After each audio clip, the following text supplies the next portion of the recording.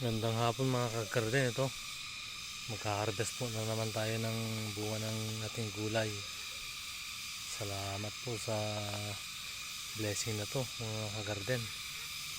Ayan o, para po may pang ulam na naman po. May mga bagong tanim po ako dito, maliliit pa mga kagarden yan o. Yan, patola, saka sitaw din. Mga talbos ng kamote mga kagarden, marami. Ayan, sobrang dami po ng mga talbos ng kamote dito. Saka ito, mga okra po natin oh. Ayan, may mga okra po tayong mga tanim dito, napakan ko na rin.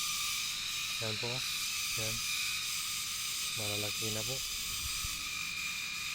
Ayan, marami rin mga saluyot mga kagarden, yung talbos. Salamat mga kagarden, God bless you all.